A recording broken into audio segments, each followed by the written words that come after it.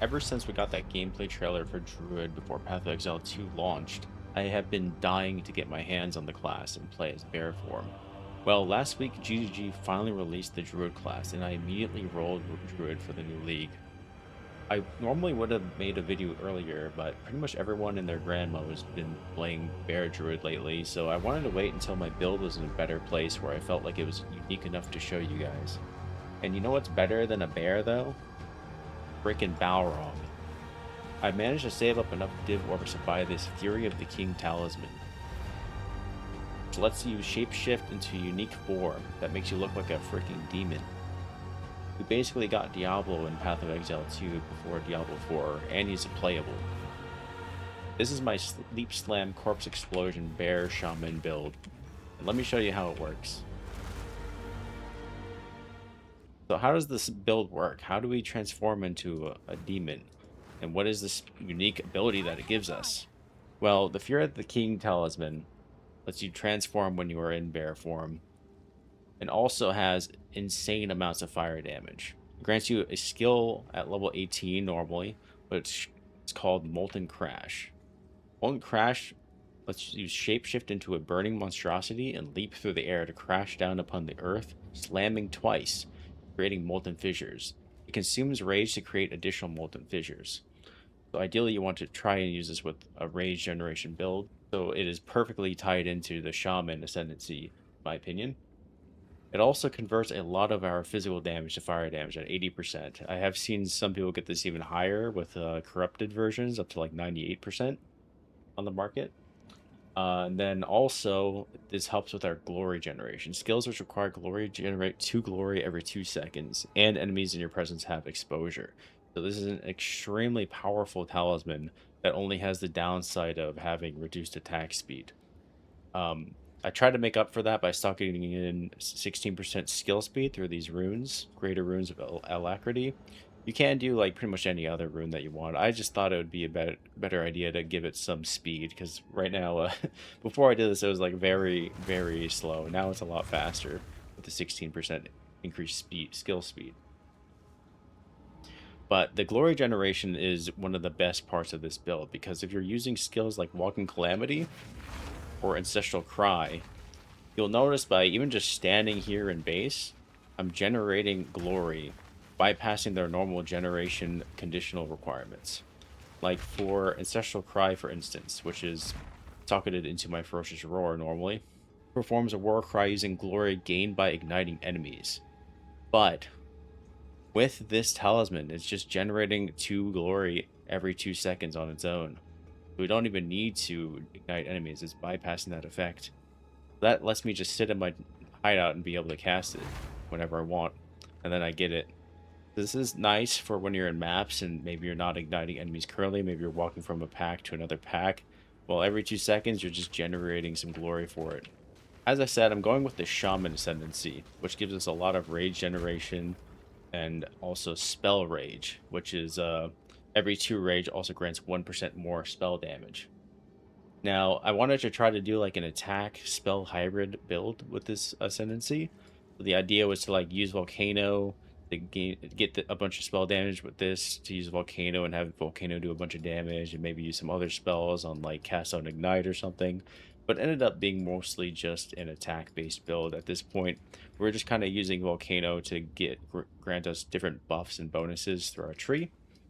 And one of those buffs that we are gaining is from something that I haven't seen a lot of people use this tech that I found, but basically we're using this helmet. It's called Crown of Eyes. This is the helmet that was also in Path of Exile 1. Increases and reductions to spell damage also to apply to attacks.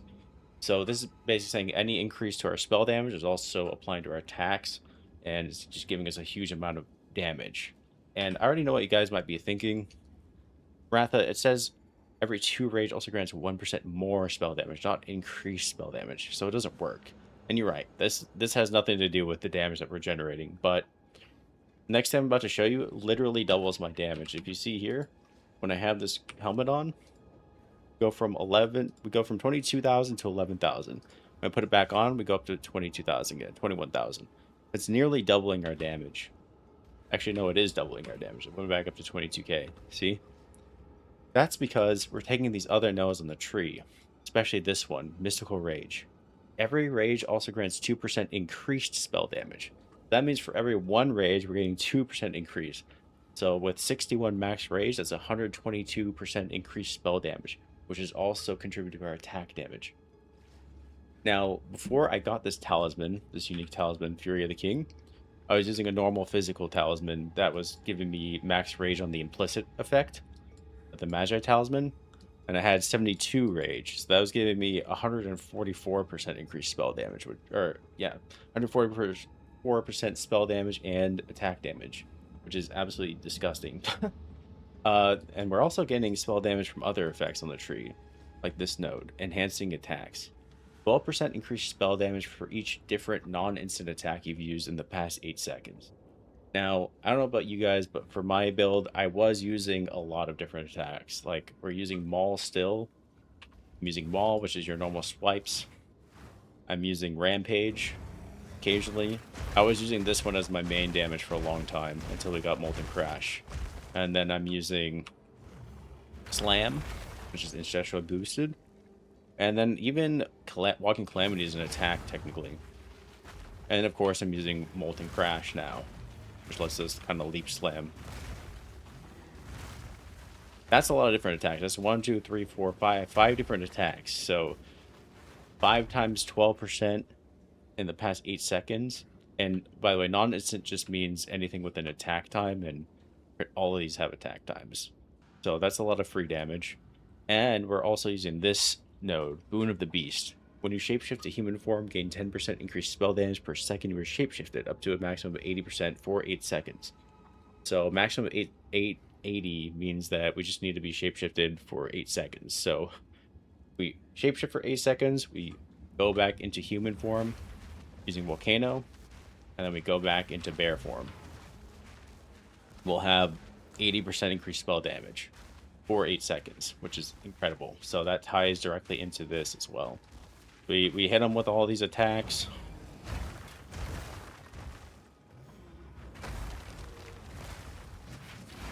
And we go back into human form and then go right back into it, or vice versa. You can do the spell damage, do the spell first, go back into this, and then start freaking slamming and jumping and everything. And you'll just slowly be gaining more and more damage.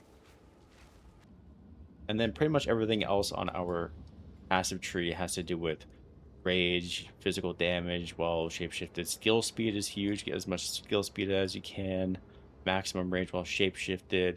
Melee damage at close range. Rage grants increased armor. Glory generation stuff. And a whole bunch of energy shield and armor node stuff. And I'm working towards the inverted elemental resistances now that I'm doing a lot of fire damage instead of physical damage. But there's a lot of great new nodes on the tree for rage generation builds, which is what I love about Shaman so far. Now, before we continue with the rest of the build, I wanted to share a few more tips and tricks that I found and discovered while I was playing Bear Druid through the campaign and its endgame up to level 90 now. I've done all the T15 stuff. I just recently beat the Abyss boss twice, actually. Got a bunch of cool stuff from him. And we're getting ready to fight Arbiter of Ash soon. I just need to get some better fire pen because he doesn't like fire damage. Or he's pretty resistant to fire damage, being a fire enemy. You can do a ton of damage with my current setup without Fury of the King. This just lets us leap slam around, basically.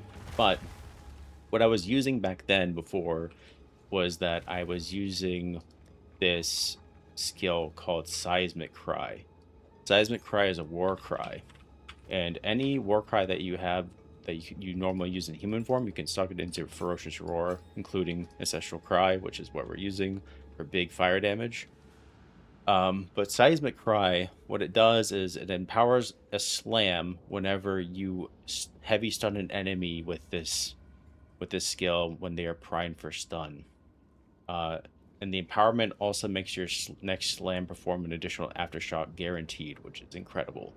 Because aftershocks basically are just like a repeat of the damage you just did. So it's like double damage, pretty much. It's really, really powerful.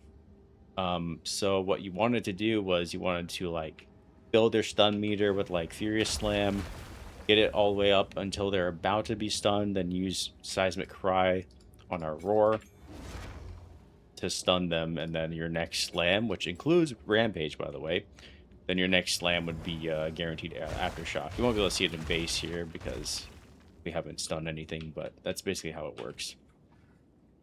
Now, I ran into a problem with it, and I'm sure a lot of you guys have also had problems with timing enemies for stun and accidentally hitting them too many times, or your slam stuns them instantly before you get a chance to use Seismic Cry, or Wing Blast also requires a prime for stun. You're schizoing out because if you miss that prime for stun window, well then guess what? GG, you're gonna do like 1/5 the damage. So I just missed it. I just missed it. Like, there you go. Now, he would be dead right now if I didn't miss it. The way to solve this is by using this skill, the support skill called Brink. Let me see if I still even have it in here. I do not have it anymore. But what I would do is I would use this support skill called Brink in my Furious Slam. Brink makes it so that stun buildup caused by supported skills cannot reach 100%, so it can never heavy stun them. But it causes 50% more stun buildup. So whatever your main stun buildup skill is, you want to socket this into it. So for the longest time, I was using Furious Slam for that. So now it makes sure that my Furious Slam can get them to like 99% stun meter, but it won't heavy stun them unless they have Aftershock hits off, obviously, but it won't heavy stun them most of the time. So then you can use Seismic Cry, guaranteed to heavy stun them out of Prime for stun. So you'll never miss that Prime for stun window, and that should work for Wing Blast as well. It's really, really useful. Another thing a lot of people seem to struggle with on Bear is that slams come out super slow. Like, look at that. Insanely slow. Even Rampage has a huge timer, right? The reason for this is because there's a certain conditional effect with these if you read them, where it says if you're not standing, you have increased base attack time. What that means is basically if you're on all fours like this, it takes longer. So what you want to do is you want to be standing. And there's a few ways to get to standing. A lot of people think you can only do it with your basic attacks, which is not true. Basic attack is probably the easiest one. You can just swing slam. See how much faster that is than just slamming, even into Rampage, way faster. But you also stand when you roar, which is awesome because that makes it easier to combo with our Ancestral Cry and our Seismic Cry for our next slam to do insane damage. And then there's also effects like Pounce from the wolf form. If I just socket this on, you'll see that I'm on all fours now. When I pounce, I'm in wolf form, I'm standing. Then my next slam, when I go into bear form, is faster, which is cool. So you can like be standing in a different form and then go back to bear form for a slam, and it should work. All right, that's pretty much all the tips that I have for you though on Bear Druid. Now let's go into the rest of the gear that we're using. I'm using this chest piece called the Brass Dome, which you'll probably see a lot of people are using lately. Because there's a creator on Twitter who handles all the filter stuff, I believe. His name is NeverSync. And he recently tweeted out something about Bear Druid players. He's been using this chest armor to help him a lot. You want to try to get one of these armors with the lowest amount of minus to all maximum elemental resistances so that you're only reducing it from 75 to 74, like my lightning res right now, because I don't have enough max res on lightning res right now, but you can get them back up to 75 with +1 increases.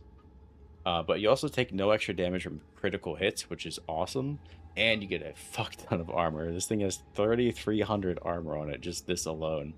This lets you stack the hell out of armor and then have a lot of your armor applying to different elemental damage reductions against hits through various means on the tree, as well as other parts of your build, like different pieces of armor. Like this armor piece, 40% of armor also applies to elemental damage. Then I have it on my boots as well.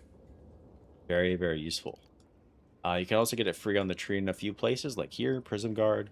30% of armor applies to elemental damage. It's another place that did it. Oh yeah, this one. 20% of armor also applies to elemental damage while shapeshifted. So there's a few places you can get it on the tree.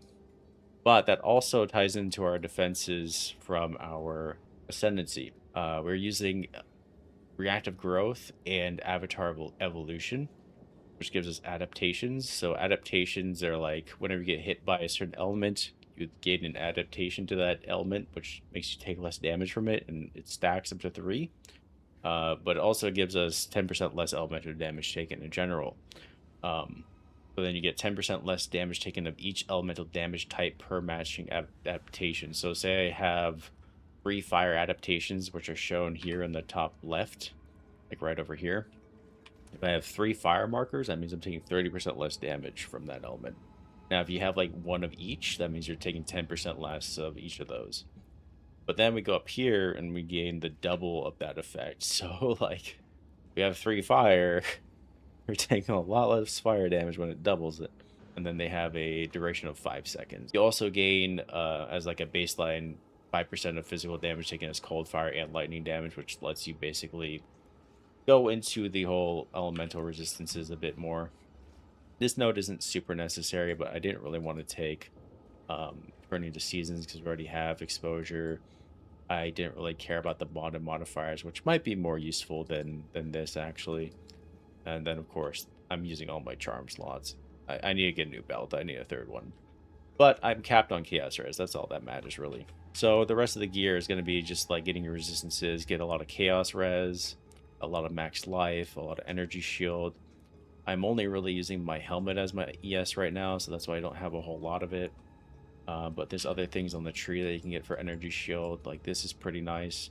1 maximum energy shield per 8 armor on your helmet. So if you're not going to go with Crown of Eyes and you're going with an armor helmet, get a lot from that. You could go energy shield, or sorry, yeah, energy shield boots and gain free armor from it with this node here.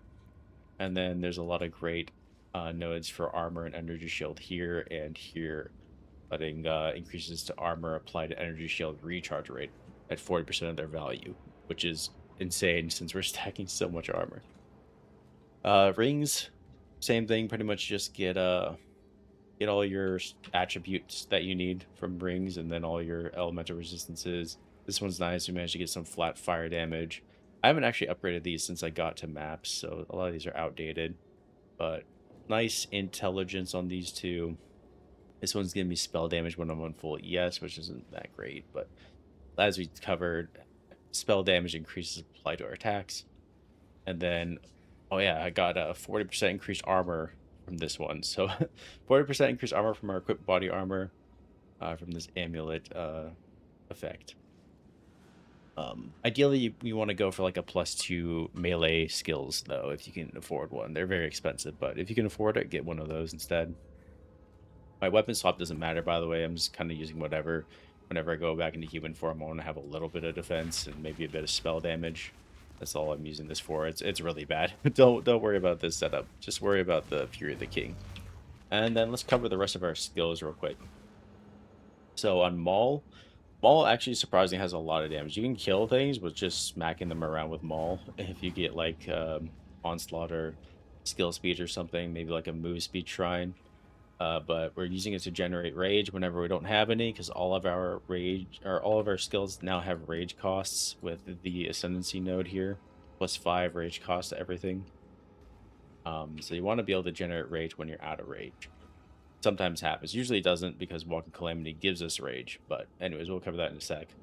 I'm also using stun support on here. I'm using armor break because breaking armor is nice.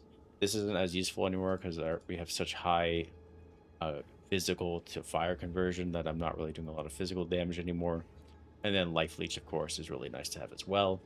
And then with Molten Crash, this is the big one. With Molten Crash, I discovered it counts as leaping, right? You're leaping, and you're also creating fissures, which automatically, which is awesome. So I figured I would use this lineage support called Shibakwa's Rending or something. Support skills trigger Fiery Reclamation on landing. Fiery Reclamation creates an explosion of the corpse nearby, which deals fire damage equal to 6% of their maximum life. So it detonates corpses within a certain radius. So this is awesome because let's say we kill a whole group of enemies with our first Molten Crash. Then we slam down again. Well, the next slam will just blow up all the corpses around them and then create massive explosions, which do a bunch of fire damage for us, letting us pretty much just only leap slam, holding crash through the entire map. We don't even really need to do anything else. Surprisingly, this skill also does an absolute fuck ton of single target damage, which I'll show you me clearing the bosses in my my fourth Ascendancy run. It was pretty crazy how I killed them with just this ability. In time.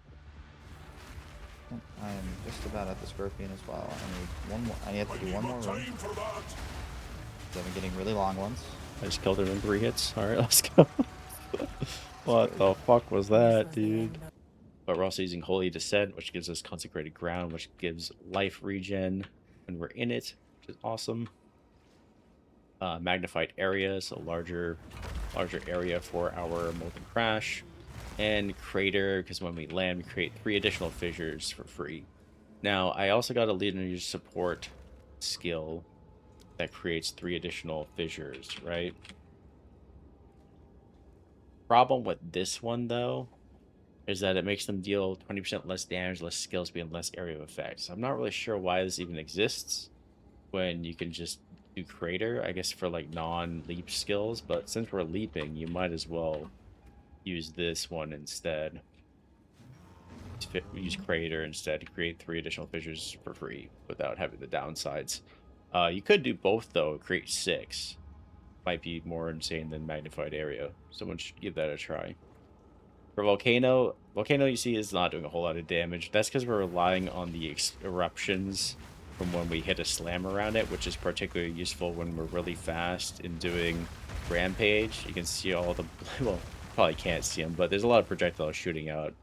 It seems to do a lot more damage than it looks like on the numbers-wise, but I'm not sure if it's super useful or necessary. But we're using Fire Exposure. Don't need that anymore since we have Fire Exposure from this, but you know, Prolonged Duration, Wild Shards, and Fire Mastery for now. Might go into like more Ignite stuff with it though. For Furious Slam, we're using Fist of War 2, Aftershock, Exploit Weakness. When we fully break armor, we get insane more damage, and Heavy Swing. And then, of course, for Ferocious Roar, we're using Ancestral Cry linked into this. We are pretty much bypassing the Ignite requirement for Glory Generation through our Fury of the King Talisman here.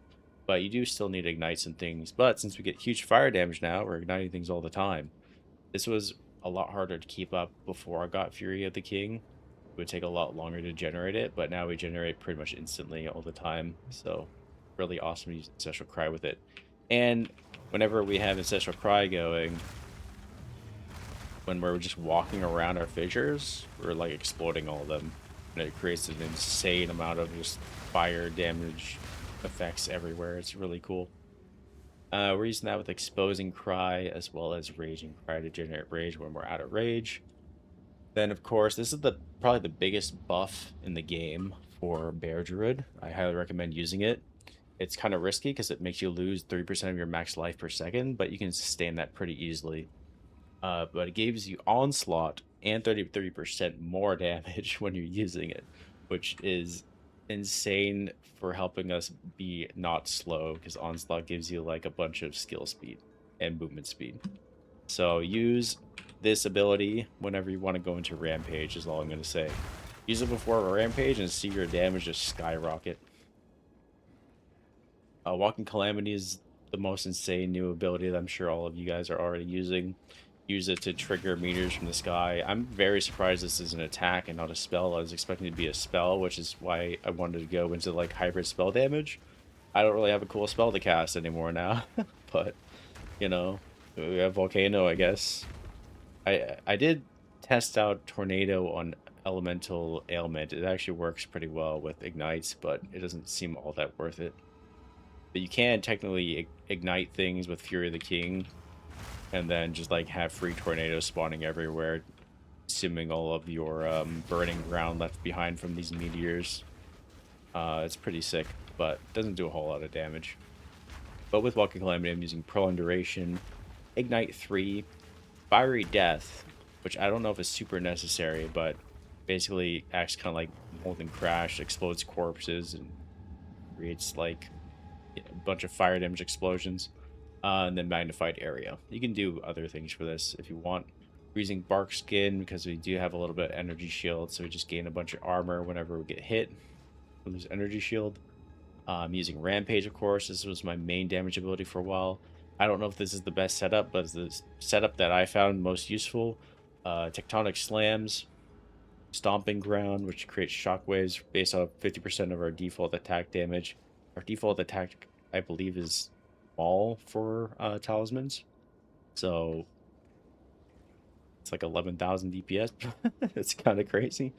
And then Burgeon 2, which gives us more damage per second spent channeling, and Rampage is a channeled ability, so 1, 2, now we have a bunch of damage. Fist of War to Ancestral boost it, which only seems to work on the initial slam and maybe the subsequent one, I'm not sure. And then Immolate to give us extra damage against ignited enemies. And of course, Scavenge Plating. Whenever we break armor, we gain more armor up to a certain stack limit. And Clarity for mana regen, which is increased, so it also gives us increased rage generation.